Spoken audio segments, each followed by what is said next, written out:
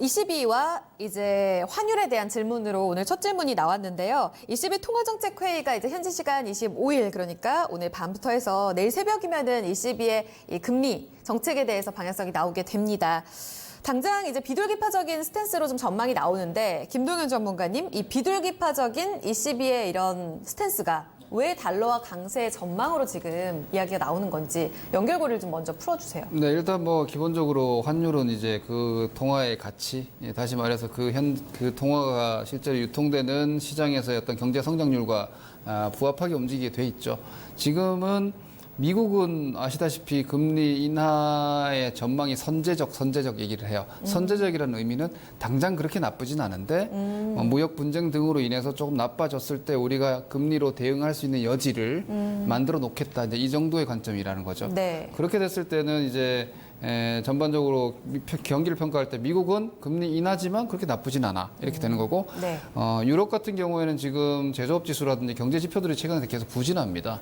그러면서 이제 필요에 의해서 이제 금리를 인하할 수밖에 없는 상황이 되어 있는 거고, 그러니까 금리 인하는 아니죠. 제로금리니까. 네. 이제 좀 더 다시 양적 완화에 대한 이야기들 나올 테고, 네. 이런 부분들은 경기에 대한 판단 자체가 여전히 유럽이 좀 더 부진하고 미국은 양호한 상황이 되므로 자연적으로 상대적인 기축 통화 중에서 결제 상대 통화로서 유로가 가장 크기 때문에 달러와 대비해서 유로화의 가치가 떨어질 수 있는 요인이 되는 거죠. 유로 경기에 대한 부진. 네. 그렇게 되면서 달러화가 단기적인 강세 요인이 역학적으로 되는 거고요. 또 하나는 이제 그 영국 총리가 바뀌었는데 총리가 이제 노딜 브렉시트나 이런 쪽에 대해서 좀 더 이렇게 적극적인 의지를 갖고 있기 때문에 네. 이제 파운드화에 따라서 파운드화가 단기적으로 반등을 살짝 하면서 이제 유로화가 또 낮아진 측면이 네. 있어요.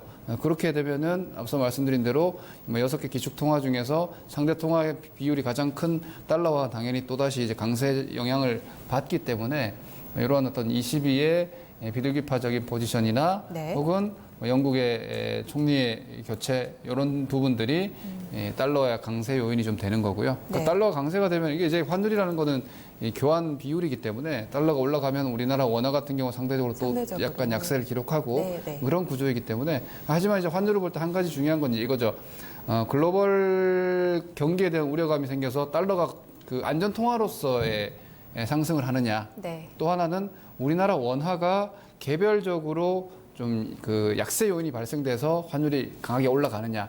요 두 가지가 아니라면은 네. 사실 뭐 유로와 연동한 달러 환율, 그로 인한 원화 환율의 등락은 네. 큰 데미지는 아니고 그냥 이 상황 자체를 이해 정도로 하고 계시면 될 것 같습니다. 그래요. 그러면 오늘 이제 원달러 환율이 장 출발은 보합으로 출발이 됐잖아요. 네. 근데 막판까지 쭉 올라가면서 1,180원을 돌파했단 말이에요. 이거는 ECB의 어떤 가이던스에 대해서 좀 반영을 한 건지, 아니면 말씀해 주신 대로 우리 쪽에 문제가 또 있어서 원화 약세가 나온 건지 어떻게 해석하세요? 반영일 것 같습니다. 그 ECB에 대한 반영일 것 같고요. 그리고 현재로서는 뭐 시장에서 환율이 1,180원 이상으로 또 살짝 올라왔지만 제 차트 그림이 잡힌지 모르겠지만 사실 5월 달부터 이어지고 있는 요 수렴 조정 추세를 뛰어넘은 건 아니에요. 원화 환율이. 그렇기 때문에 현재로서는 오늘 환율의 상승이 뭐 그렇게 크게 의미를 가지는 액션이라고는 아직 그다지 보실 필요가 없기 때문에 네. 현 시점에서는 아직은 환율 때문에 뭔가 새로운 시황 국면이 전개되는 뭐 이런 움직임으로 오늘 보이진 않습니다. 그렇군요. 최종우 전문가님은 어떠세요? 일단 네. 유로화의 약세 때문에 그렇죠. 상대적인 달러화의 강세, 이렇게 미국 쪽의 경기가 좋기 때문에 더 유로화가 약세고 달러화가 강세다, 이렇게 해석을 해주셨는데 네. 여기에 좀 동의하고 계신가요? 시장에서 만약에 불안하다면 뭐 예를 들어서 유로화 사시겠어요? 달러 사시겠어요? 달러 네, 달러 될 것 사시겠죠. 같습니다. 네. 시장에서 달러에 대한 수요가 늘어난다는 얘기는 당연히 그죠?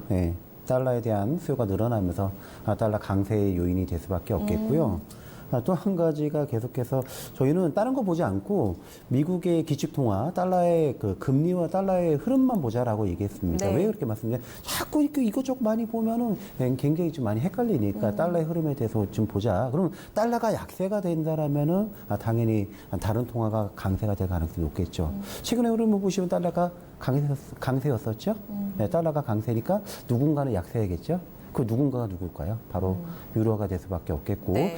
유럽의 경기가 좋았나요? 유럽의 경기 좋지 최근 않죠. 미국 대비로 또 좋지도 않아요. 그렇죠. 그렇죠? 예, 예를 들어 뭐 PMI 지수도 좋지 않고 특히 유럽의 기관차 역할을 하고 있는 독일의 경기가 좋지 않다는 것이 가장 상대적으로 네. 유로화의 약세의 원인이고 또 한 가지가 물론 영국 같은 경우에는 뭐 다른 통화를 쓰고 있지만 네. 노드 브렉시트와 관련돼서 시장에서 우려감이 되면서 역시 뭐 지금 안전자산인 지금 달러로의 시장에서 회귀 현상이 일어나고 있는데 자 시장에서 지금 이렇게 보시면 될 것 같습니다. 매일마다 제가 시향을 올려놓으면서 네. 이번에 미국의 경기 지표가 하나가 좀 나왔었는데 네. 좀 좋지 않게 나왔습니다. 미국의 PMI 지수가 나왔는데 좋지 않게 나왔습니다. 네. 50.0이 나왔거든요.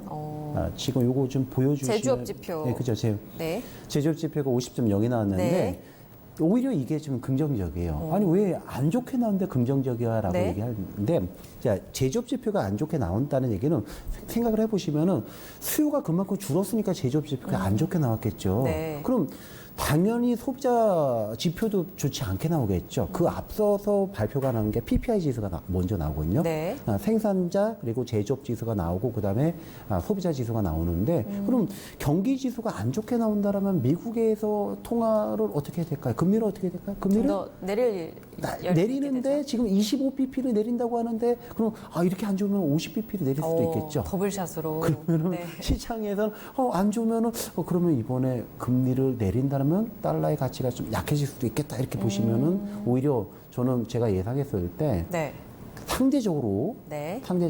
이제 신흥국의 통화가 좀 강해질 수 있을 것으로 저는 좀 그렇게 생각하고 있어서 달러와 강세 움직임. 그러니까 1180원대를 지금 지지하고 있는 이 원달러 환율도 다소 강세가 좀 주춤해질 수 있다. 이렇게 방향성을 지금 제시해 주신 거네요. 워낙 강세 쪽으로 흐름을 좀 잡을 가능성이 높다 이렇게 보시는 것이 맞겠죠? 알겠습니다.